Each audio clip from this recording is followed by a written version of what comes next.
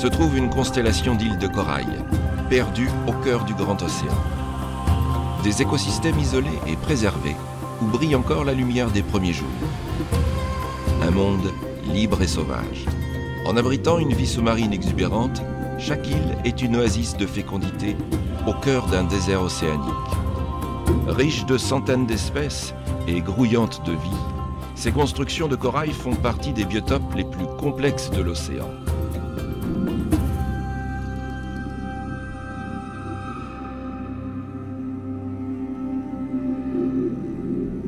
Nous sommes à 6000 km des côtes continentales les plus proches, en Polynésie française, qui compte 5 archipels, dont celui des Tuamotu. Cette constellation de 76 atolls, qui s'égrène sur 2000 km de long et 600 de large, constitue la plus grande chaîne d'atolls coralliens au monde. Une surface marine de 20 000 km², dont seulement 5% de terre émergée. Confetti de corail luttant contre l'engloutissement, l'atoll est un monde insulaire unique, d'une beauté fascinante. Une fine frontière en équilibre entre l'eau, la terre et le ciel. Si au premier jour, la vie est sortie de la mer, ici, la terre est littéralement née de l'océan, qui est l'âme nourricière d'une communauté complexe de milliers de créatures vivantes, et dont le cœur est le récif de corail.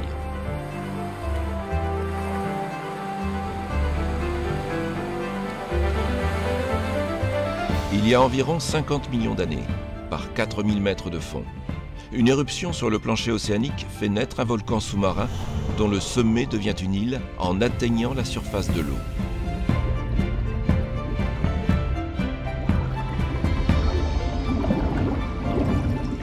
Les parois de l'île sont rapidement colonisées par les larves de corail qui dérivent dans le plancton.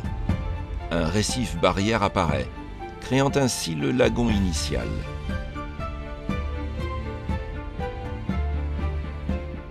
En surface, avec l'apport d'eau douce des pluies, et grâce aux graines transportées par les quelques oiseaux marins qui réussissent à coloniser ces terres isolées, la végétation se développe.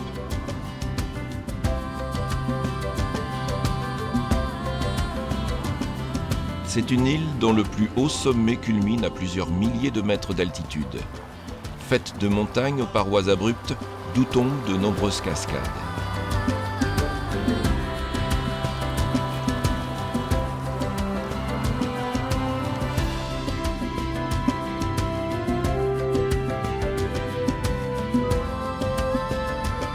Le climat tropical, humide et chaud, est propice au développement d'une vie terrestre luxuriante.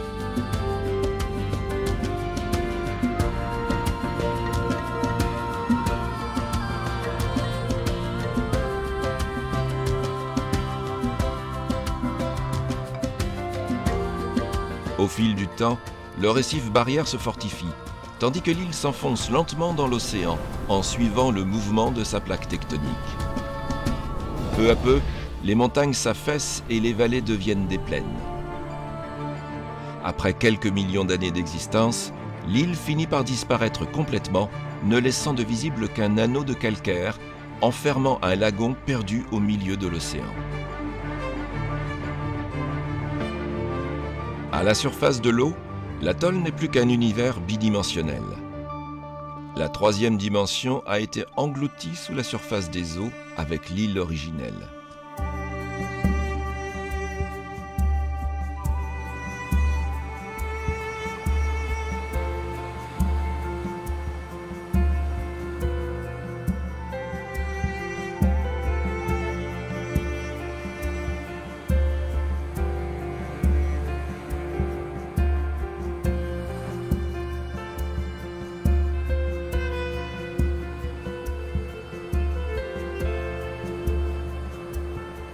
Au centre du Pacifique, la haute mer est un milieu extrêmement pauvre en éléments nutritifs. La production de plancton y est faible et la densité d'organismes vivants parmi la plus basse du monde. Signe de cette rareté de la vie, les milliers de kilomètres carrés de ce désert océanique sont d'une clarté cristalline.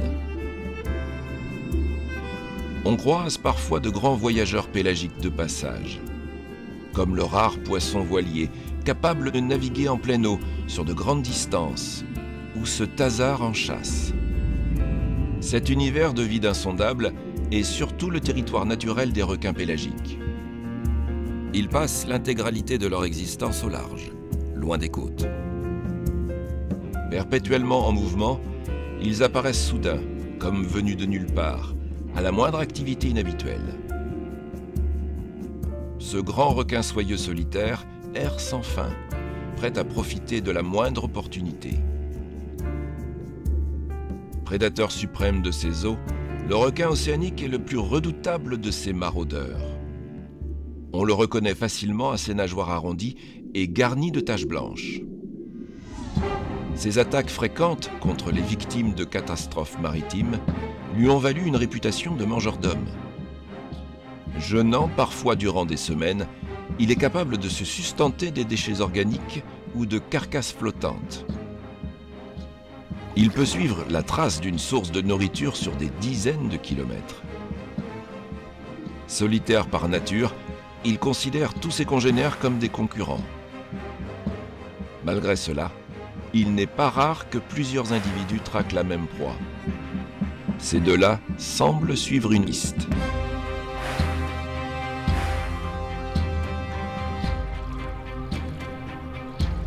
C'est un petit groupe de baleines à bosse. Ce sont des proies beaucoup trop conséquentes, mais un nouveau-né malchanceux ou un placenta de plusieurs dizaines de kilos pourrait faire office de repas inespéré pour ces ventres constamment affamés.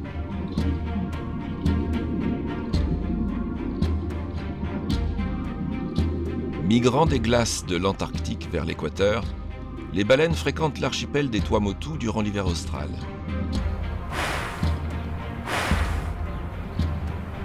Elles passent ainsi des eaux parmi les plus froides et riches du globe à celles les plus chaudes et pauvres pour s'accoupler ou donner le jour aux baleineaux conçus l'année précédente. Durant leurs quelques mois de présence ici, elles ne s'alimentent pas et vivent sur leurs réserves de graisse. Outre une température clémente, la quasi-absence de grands prédateurs comme l'orque est pour le baleineau un gage de sûreté et de confort.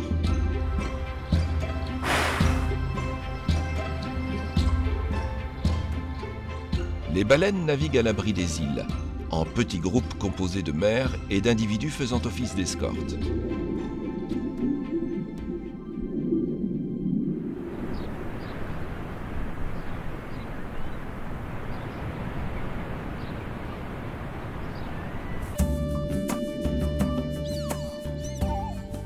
La haute mer est fréquentée par de nombreuses espèces de cétacés. Certaines n'approchent jamais des côtes et sont mal connues. Ce n'est pas le cas du grand dauphin, qui est certainement le plus familier des mammifères marins.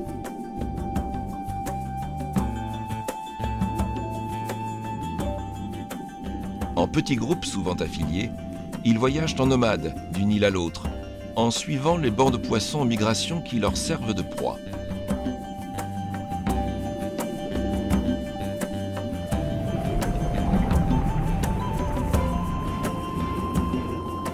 S'ils trouvent un territoire favorable, il arrive que certains groupes de dauphins quittent leur mode de vie nomadique pour se sédentariser. Ce sera généralement aux abords d'une passe, car le courant et le lagon offrent des garanties d'eau poissonneuse et de sécurité pour les jeunes.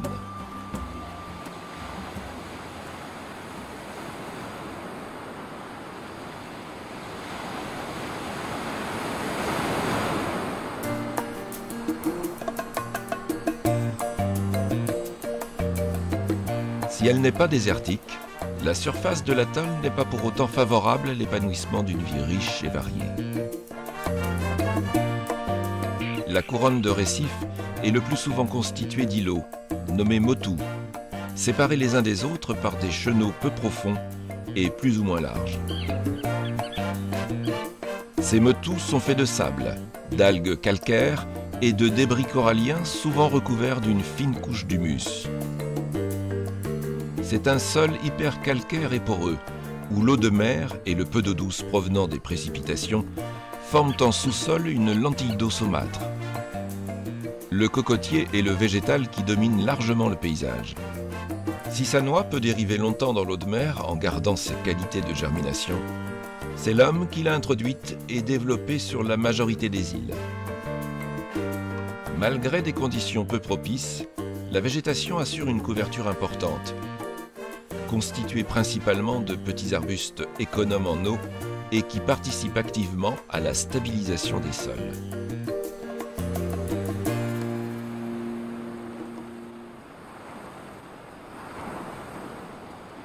Quand le cocotier n'est pas présent, c'est le pandanus qui prédomine. La faune, quant à elle, est très pauvre et presque exclusivement constituée de crustacés inféodés à l'océan, de quelques insectes et surtout d'oiseaux marins. Les petits îlots du lagon en abritent de nombreuses colonies. Si beaucoup ne sont présents que pendant leur migration, certains sont des résidents permanents. Comme cette communauté très active de nodis. Il s'agit d'une espèce très commune dans les Tuamotu. Ils sont capables de passer de longues périodes en haute mer. Mais, comme tous les oiseaux, un petit bout de terre leur est indispensable pour nidifier et pondre leurs œufs.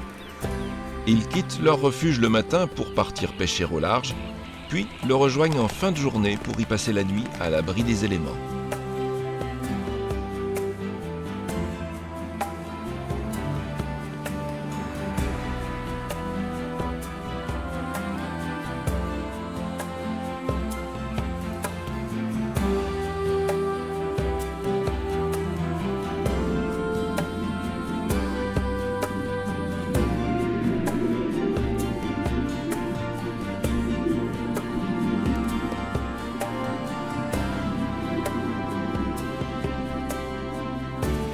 Le corail est le véritable maître d'œuvre des atolls des Tuamotu. C'est une pierre vivante, une créature sous-marine à la croisée des règnes végétal, minéral et animal. Un invertébré urticant, de forme tentaculaire, qui vit en colonie dans un squelette de calcaire. Il prospère grâce au soleil et à une algue symbiotique microscopique. Le polype corallien est un animal carnivore au corps de pierre, qui, comme une plante, a besoin du soleil pour respirer. Capable de créer des récifs de plusieurs centaines de kilomètres, c'est le bioconstructeur le plus prolifique de la planète. La surface de l'atoll est entièrement constituée de squelettes de polypes. Une simple patate de corail est construite de millions d'animalcules qui vivent en communauté les uns sur les autres. Chaque nouveau polype sécrète un squelette de calcaire qui s'ajoute à celui de son prédécesseur. Cette croissance en étage permet à la colonie de se développer vers la surface. Il existe une grande diversité d'espèces qui s'organisent en constructions aux formes à la fois variées et très structurées. Que ce soit en patate, en boule, plat ou branchu, l'architecture choisie répond à une même stratégie. Occuper l'espace vers le haut pour aller chercher la lumière du soleil et capturer le plus de plancton possible pour s'alimenter et croître. D'autres organismes font aussi partie du récif et participent activement à sa prospérité. Les éponges ou les algues qui consolident et solidifient le substrat représentent un apport de matière non négligeable. Le lent engloutissement des fondations de l'île est compensé par l'expansion du récif vers la surface, permettant ainsi à l'atoll de rester émergé. Comme dans toutes les organisations vivantes, la société des polypes a ses rebelles. Le fongia, ou corail champignon, peut être qualifié de géant sécessionniste. Alors que ses congénères de quelques millimètres vivent en collectivité, lui mesure plusieurs centimètres et vit seul en parfaite autonomie. Bien que le jour, il ne laisse généralement apparaître que la blancheur de son squelette, il lui arrive parfois de déployer ses tentacules adhésifs pour capturer le plancton, la bouche grande ouverte.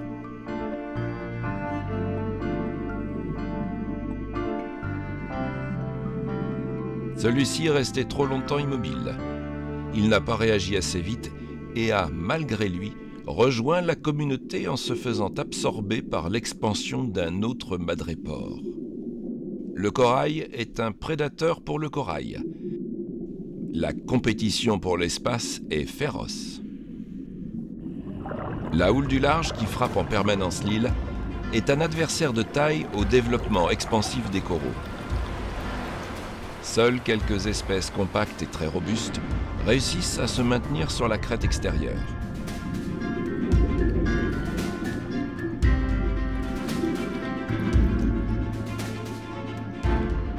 L'ensemble du récif n'est pas épargné par les prédateurs.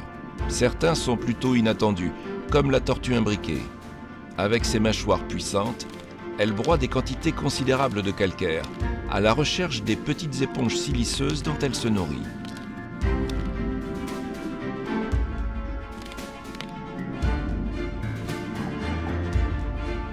Le baliste titan, lui non plus, ne fait pas dans la délicatesse.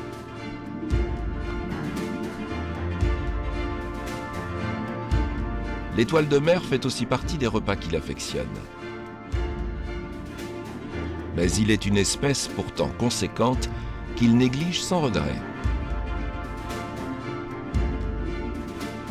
L'acanthaster est une espèce d'étoile de mer qui atteint couramment 50 cm.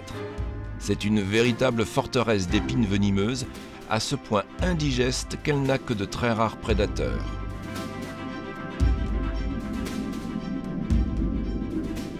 Sa couleur et le nombre de ses bras varient d'un individu à l'autre. Ses centaines de pieds adhésifs lui permettent de se déplacer de manière étonnamment rapide. Entre les épines se trouvent des papules rouges qui lui servent à respirer, et chaque bras se termine par un œil rudimentaire.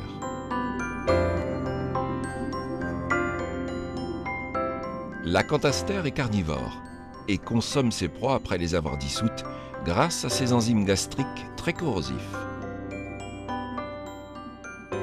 Elle est capable de dévorer plusieurs mètres carrés de récifs par an.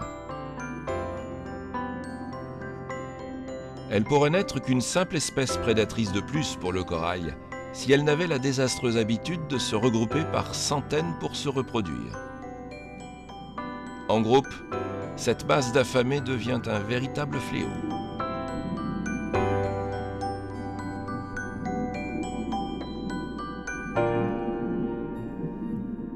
Leur efficacité est telle qu'elles ne laissent sur leur passage qu'un chemin de squelettes blanchis. Une fois la matière vivante dissoute, il ne reste plus que la blancheur minérale du calcaire. Le récif subit une telle prédation qu'il faut souvent plusieurs années pour en effacer les stigmates.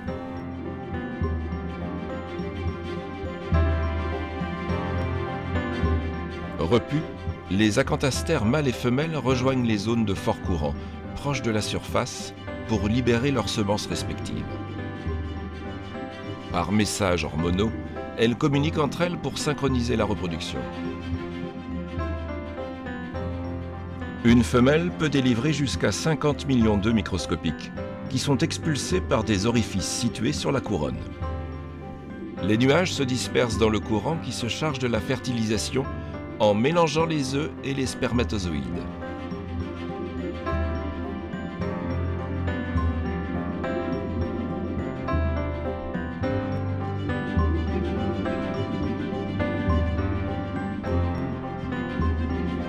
Une véritable aubaine pour ces poissons papillons qui profitent de l'occasion pour s'offrir un repas riche en protéines.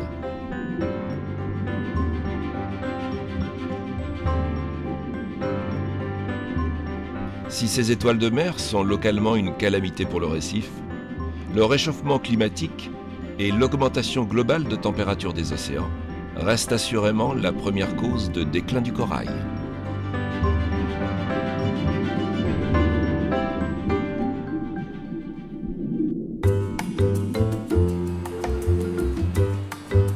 À l'abri des coups de mer, dans une eau peu profonde, riche et oxygénée, le corail trouve dans le lagon un terrain particulièrement favorable. Le récif corallien représente l'un des écosystèmes les plus riches de la planète, parce qu'il offre une quantité infinie de niches écologiques. L'abondance et la diversité des espèces du récif est proportionnelle à la complexité architecturale des massifs de coraux. Plus les formes sont variées, plus les animaux y trouvent de possibilités d'installation. Ils trouvent ici protection, nourriture, zone de reproduction et toutes les conditions nécessaires pour se développer. Un corail bien exposé est un support idéal pour que le ver spirobranche capte le plancton.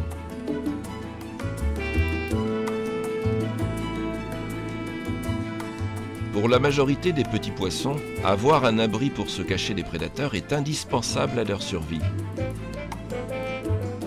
Les massifs isolés de coraux branchus sont comme des arches de Noé qui accueillent une quantité surprenante d'individus.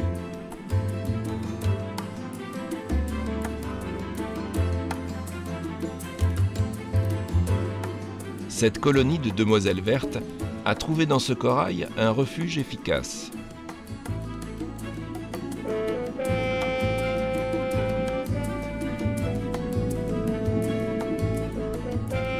Elles captent le plancton qui dérive et à la moindre alerte, elles peuvent se réfugier dans un labyrinthe de branches. Néanmoins, il faut quand même souvent partager ce logis avec d'autres locataires permanents, comme ce crabe trapèze.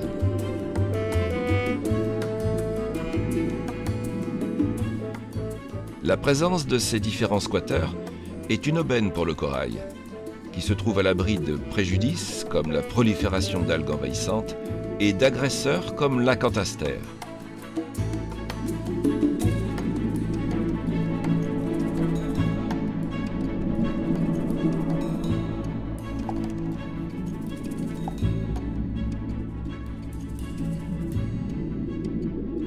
Même les zones dégradées du récif ont leurs aficionados.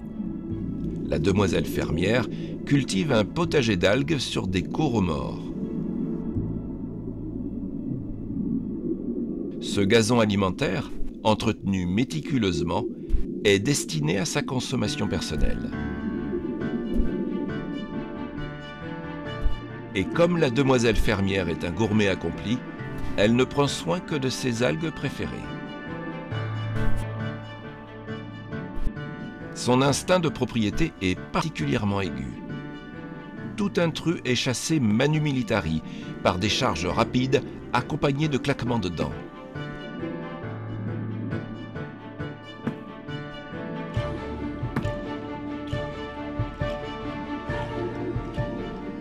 Malgré leur apparente pauvreté, les grandes étendues sableuses sont des biotopes prospères et surprenants.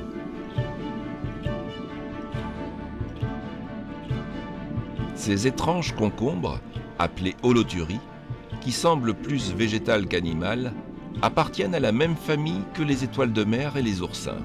L'holothurie est une mangeuse de sable, qu'elle ingurgite par un bout et qu'elle expulse par l'autre, filtrée de ses particules comestibles.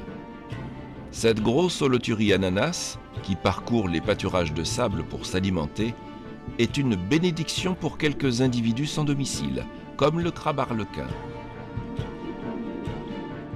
Pour ces passagers clandestins, elle fait office de maison, de moyen de transport et de garde-manger.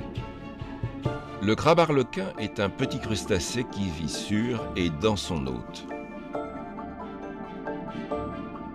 S'il circule parfois à découvert pour prendre l'air, c'est dessous, et plus précisément dans l'anus de l'holothurie, qu'il est le plus à son aise. Il y trouve protection et nourriture.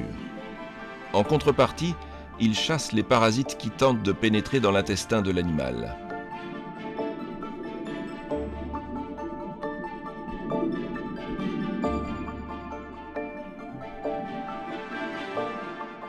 La crevette impériale, quant à elle, ne se limite pas aux holothuries, mais peut aussi fréquenter nudibranche, étoile de mer ou anémone.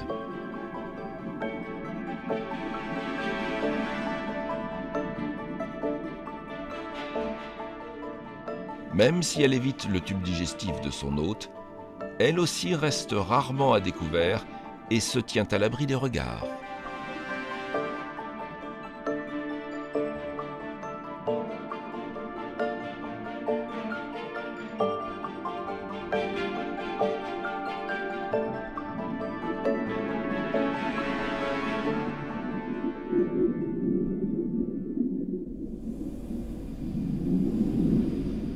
Il y a plusieurs millions d'années, Certains requins se sont spécialisés dans la chasse aux animaux enfouis dans le sol. L'évolution a ensuite lentement transformé ces squales en une nouvelle lignée mieux adaptée et plus efficace. C'est ainsi que sont apparus la plupart des raies.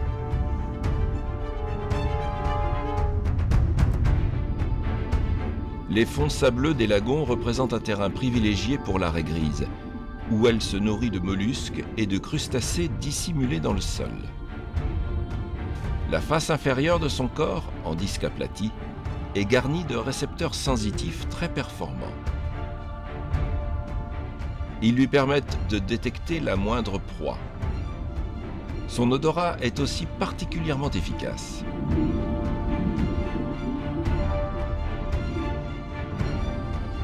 Sa bouche est une véritable broyeuse de coquilles et ses orifices respiratoires placés sur son dos lui permettent de respirer la tête enfouie dans le sable.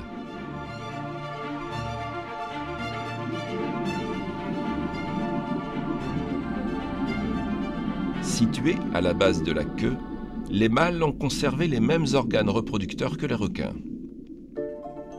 Les femelles en gestation sont facilement reconnaissables grâce aux protubérances dorsales formées par les embryons.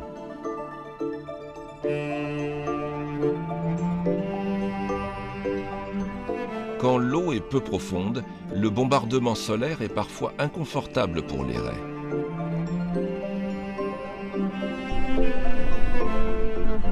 Comme les places à l'ombre sont rares, elles ont développé un moyen bien à elles pour se protéger et se camoufler en se recouvrant de sable.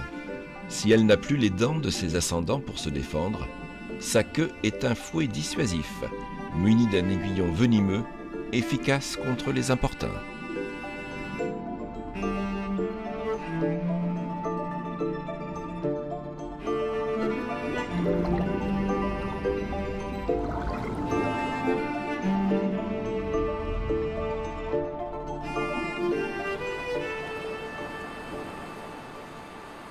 Bien que le lagon soit enrichi par les courants qui entrent et sortent, il reste un milieu biologique fermé.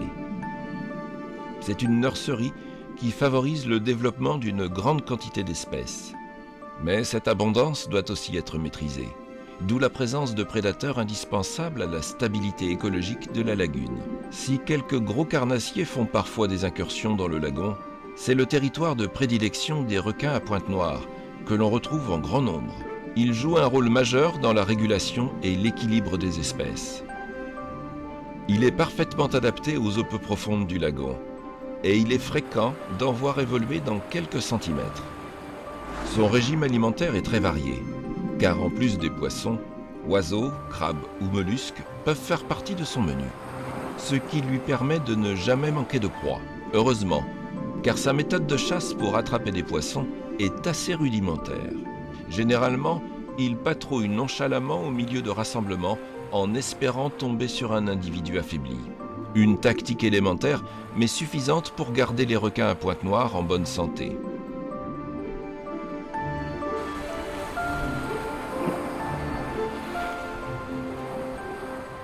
Pour rester un milieu riche et prospère en biodiversité, le lagon ne doit pas être totalement isolé de l'océan. En général, un ou plusieurs canyons profonds, qu'on appelle passes, forment des voies d'échange primordiales entre le lagon et l'océan. C'est un lien vital entre deux milieux opposés, mais intimement liés par les cycles du vivant.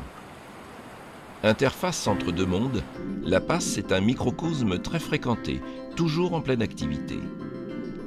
Le courant puissant des marées circule alternativement et assure une bonne oxygénation de l'eau et une grande quantité de nutriments. Les poissons mangeurs de plancton, ou brouteurs d'algues, forment de gigantesques bancs, comme ces poissons chirurgiens qui soit broutent le fond marin, soit capturent les particules en suspension.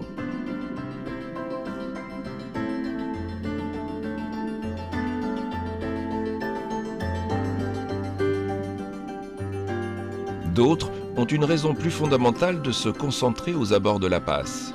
Un courant fort en direction du large est indispensable aux espèces qui pondent en groupe. Ces perches pagaies sont en pleine période de reproduction. Le moment venu, elles disperseront leurs œufs fécondés dans le courant pour qu'ils les transportent à l'abri vers le large. Cette affluence représente aussi une quantité formidable de proies potentielles pour les prédateurs. Cette grande carangue bleue solitaire est en chasse et fait monter la tension dans une petite troupe de priacantes. S'ils sont actifs et efficaces durant la nuit, grâce à leurs grands yeux adaptés à l'obscurité, de jour, ils sont plus vulnérables.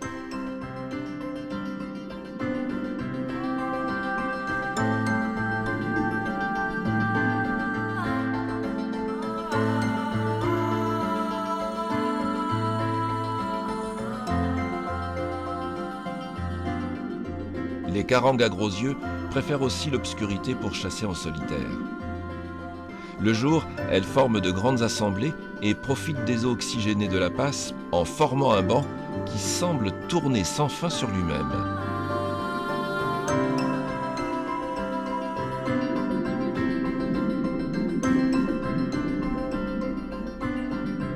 Pour le requin gris, l'abondance de proies variées et le fort courant constituent un environnement privilégié.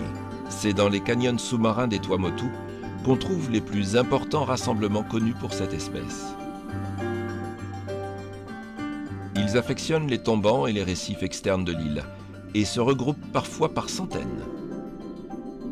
Le courant de la passe facilite leur respiration.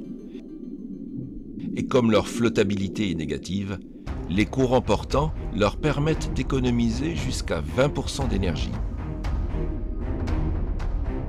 Ces extraordinaires congrégations, qui existent parfois depuis des dizaines d'années, sont rarissimes chez les requins qui sont plutôt connus pour être solitaires, sans interaction très poussée avec leurs congénères.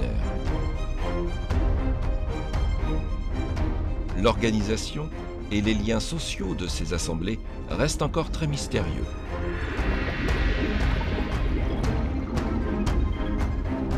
Les ouvertures entre l'océan et le lagon sont avant tout des voies de communication qui permettent les échanges d'eau et la circulation des espèces. Beaucoup ne font qu'emprunter le passage durant leur pérégrination journalière.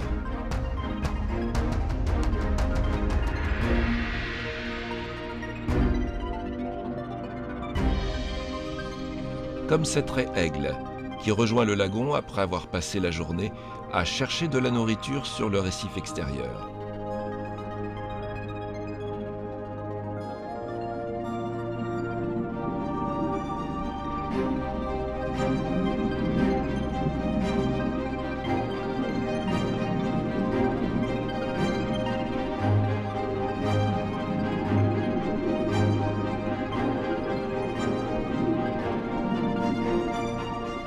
Le requin citron compte parmi les plus gros carnivores que l'on trouve dans les atolls. Son gabarit impressionnant et sa forte dentition ne laissent pas de doute sur son régime alimentaire. Bien qu'il ne soit pas un résident habituel, il maraude à l'occasion dans les passes à la recherche de proies de grande taille.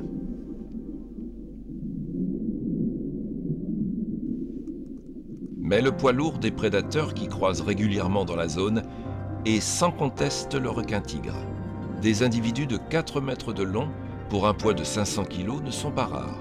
À son passage, même les autres espèces de requins préfèrent garder leur distance. Solitaire, il patrouille son territoire qui s'étend des eaux de surface du lagon aux profondeurs côté océan.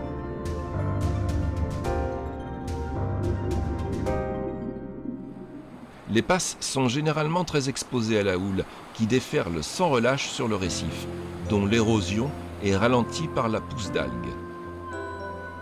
De couleur rouge, elle joue un rôle vital dans la construction du récif extérieur en consolidant la zone battue par le ressac.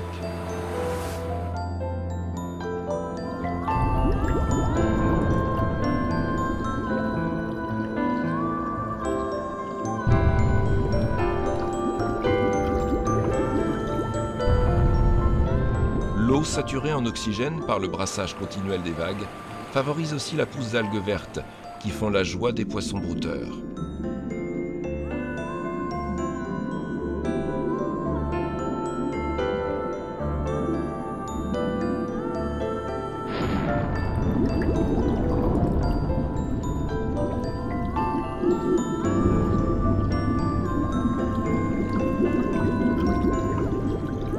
Pour ce banc de poissons pavillons, cette zone de forte turbulence offre aussi une protection. grâce à l'effet de confusion créé par les reflets de leurs écailles argentées et amplifié par les mouvements d'eau et de lumière, les prédateurs ont bien du mal à se focaliser sur un individu, d'autant que le banc est aussi très réactif.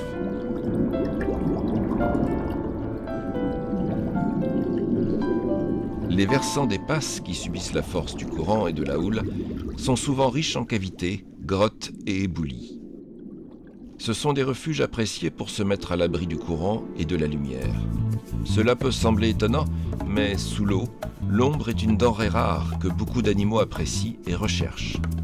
Les cavités sont des biotopes florissants et diversifiés, où l'on trouve une faune souvent aussi colorée que le décor. Sans aucune autre défense que de savoir disparaître aux yeux de ses agresseurs, cette pieuvre est une experte en variations de formes et de couleurs.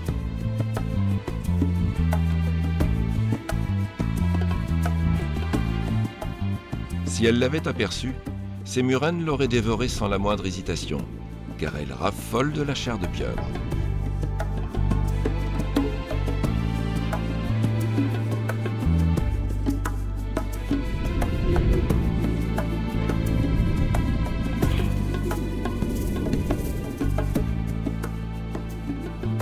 Le requin corail est un locataire habituel des lieux. Capable de s'oxygéner sans avoir besoin de nager, il passe une grande partie de sa journée posé sur le fond. Les bonnes places étant rares et les locataires nombreux, les installations sont parfois assez encombrées.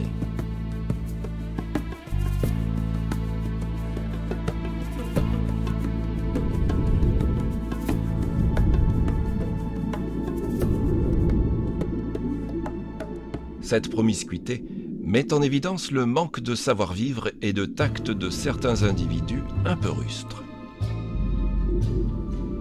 La murène javanaise n'a pas un caractère très tolérant avec les squatteurs de son domicile. L'expulsion est rondement menée.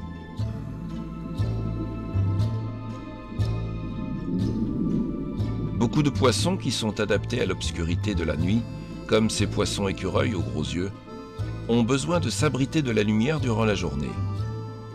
Les cavités sont donc généralement surpeuplées. Quant aux grottes d'une taille conséquente, exposées à un léger courant, elles servent souvent de dortoir aux requins nourrices, dont les longues nageoires caudales trahissent la présence.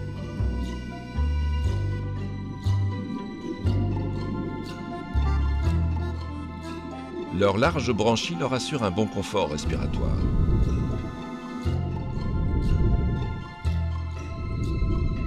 Ces requins ne quittent leur repère qu'au coucher du soleil pour aller chasser. Comme ce sont de mauvais nageurs, ils ne quittent que rarement le fond où ils débusqueraient poissons plats et mollusques qui composent leur régime alimentaire.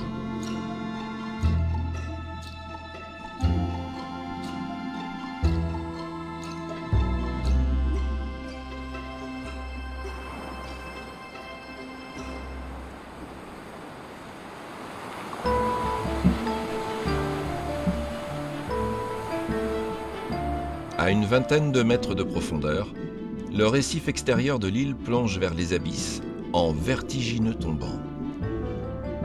Passés les premiers mètres très agités par la houle, le corail profite de conditions favorables à son épanouissement. C'est dans cette zone, qui marque la frontière entre le récif et le milieu pélagique, que l'écosystème est le plus exubérant. Dans cet extraordinaire laboratoire de l'évolution, la nature a offert à certaines créatures des stratégies de survie ou des physiques qui dépassent l'imagination.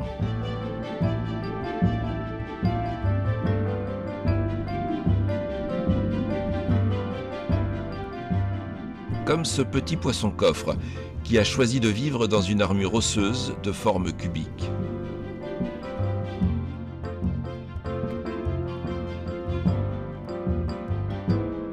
Quand son cousin, le poisson globe épineux, a opté lui pour un corps souple qu'il peut gonfler d'eau à volonté.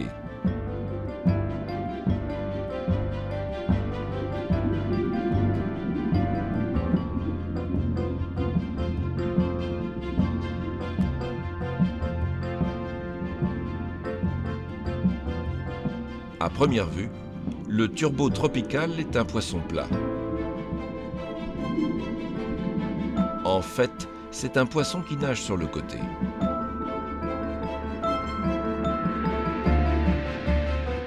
Durant sa phase larvaire, il est tout à fait symétrique comme les autres poissons. Mais durant sa croissance, son œil droit migre et vient rejoindre celui à gauche. Une fois les deux yeux réunis, la nage sur le côté s'impose. Il se déplace alors en ondulant comme un tapis volant sous-marin.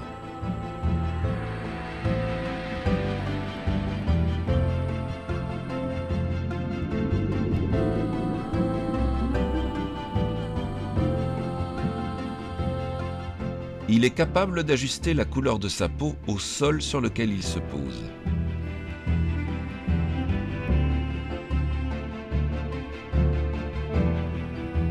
Ce phénomène, appelé mimétisme, lui permet de ne pas être détecté par ses prédateurs ou par les proies qu'il convoite.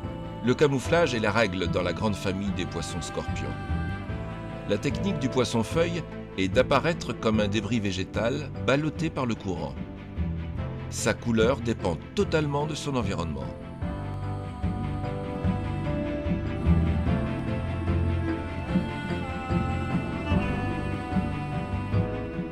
Pour parfaire l'illusion, il se balance sans fin d'une nageoire sur l'autre, comme une feuille à la dérive.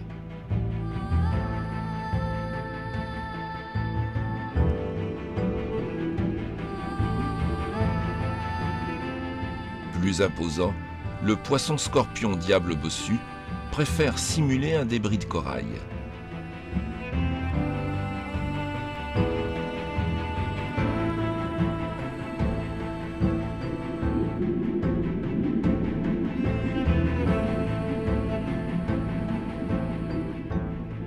Mais le maître de l'illusion est sans conteste le poisson-pierre.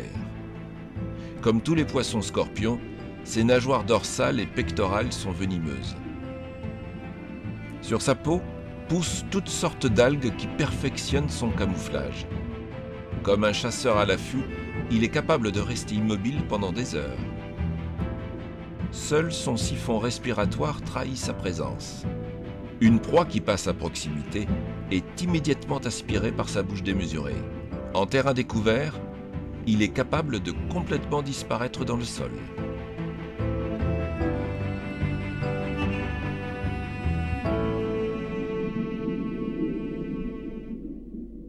Le bec de canne est un prédateur dynamique qui préfère la chasse mobile. Il est doté d'une excellente vision et parcourt le récif sans relâche à la recherche d'un repas substantiel. C'est également un champion du mimétisme car, naturellement de couleur unie, en chasse, il est capable pour dérouter ses proies de faire modifier sa livrée en une multitude de variations.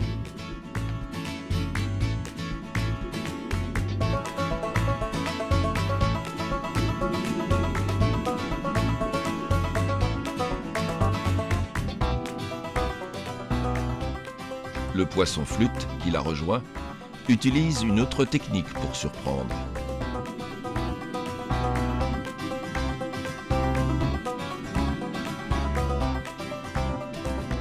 Si de côté, il est bien discernable, de face, il est presque invisible.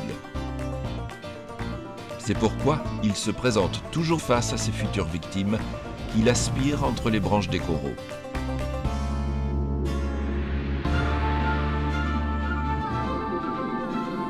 Parfois, pour s'alimenter, il faut savoir utiliser les éléments. Pour se gaver de plancton, les bandes Sublimantias mauves se synchronisent avec les mouvements de la houle. Ils profitent d'une vague pour monter, manger en pleine eau, et pendant le reflux, ils rejoignent leur abri vers le fond.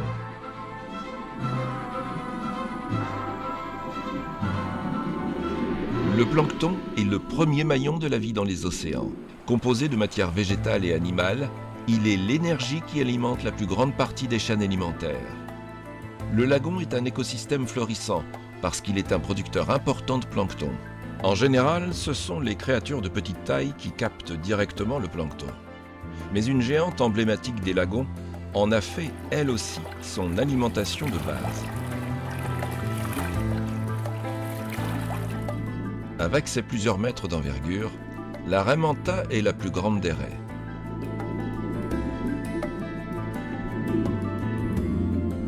Ces majestueuses créatures parcourent la lagune en groupe, à la recherche des concentrations de plancton ou des petits alevins de poissons qu'elles filtrent à travers leur gigantesque gueule.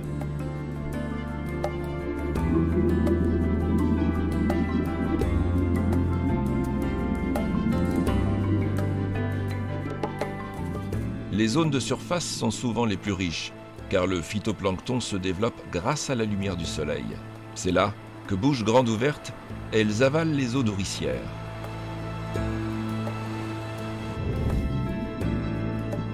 Pour être rassasiées avec de si petites proies, elles passent la quasi-totalité du temps à filtrer l'eau.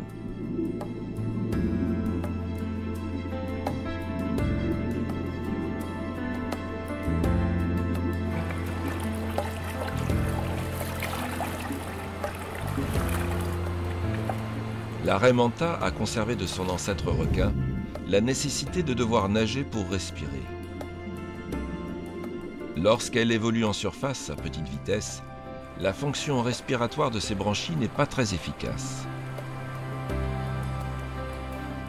C'est pourquoi, entre chaque cycle d'alimentation, l'animal comble son déficit d'oxygénation en effectuant de rapides évolutions tournoyantes. Ces festins de plancton sont l'occasion de sublimes balais aquatiques, qui sont l'un des spectacles les plus fascinants du monde sous-marin.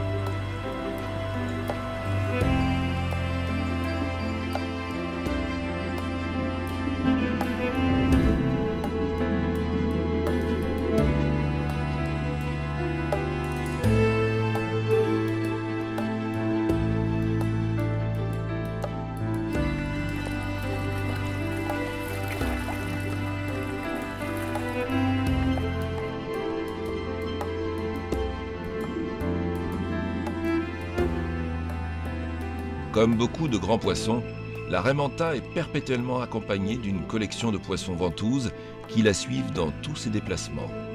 Amarré grâce à sa ventouse naturelle, le rémora passe le plus clair de son existence associé à de gros animaux. Mais un appel supérieur de la nature l'oblige parfois à s'émanciper. Peu habitué à devoir se déplacer par lui-même, c'est un nageur ni efficace ni très endurant. Il doit donc se reposer régulièrement sur le fond.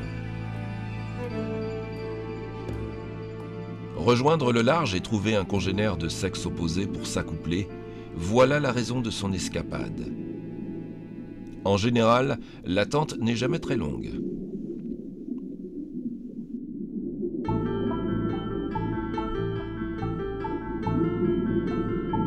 Quelques coups de tête du mâle contre la femelle, suivis d'une série de vibrations du corps, amorcent rapidement une relation de couple.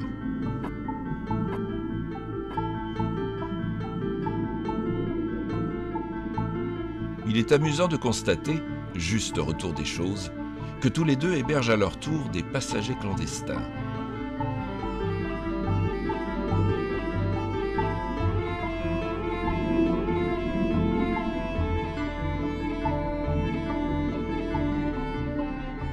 Le temps presse, car il ne faut pas rester trop longtemps à découvert. Les noces sont donc de courte durée. Quelques minutes seulement après leur rencontre, les deux rémoras mélangeront leurs semences dans le bleu de l'océan.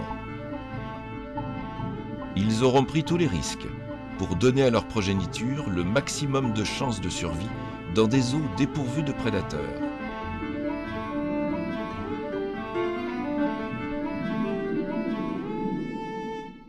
Perdus dans le désert des grands espaces aquatiques, assaillis par la houle océanique, ces oasis de vie ont réussi à subsister grâce à la biodiversité de leurs récifs coralliens.